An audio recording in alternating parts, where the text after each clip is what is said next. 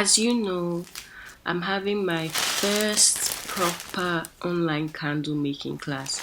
I mean, I've had several candle making classes with people, but it hasn't been like officially a candle class, if you get what I mean. So this is my first proper official online candle making class, and it's called the Boss Up Candle Class because in this class you learn how to make a candle and you learn how to start a business. So it's like two in one, and it starts on the 17th to the 19th of February.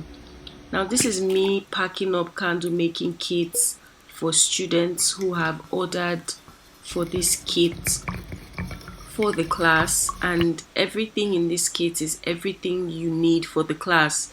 Now some tools and equipment can be reused. I mean, all of them can be reused, but you need to stock up on supplies like wax and fragrance. The only thing missing in this kit is a scale, and that's because I'd rather not give a scale out than give out a scale that's not really good or that's not the best quality for candle making. So the only thing missing in this kit is a proper scale, and apart from that you need a source of heat like a heat plate or a double boiler which you can use at home. The registration is still on for this class. Registration ends on the 16th of February and classes start from 17th to 19th. If you haven't registered yet, it's not too late.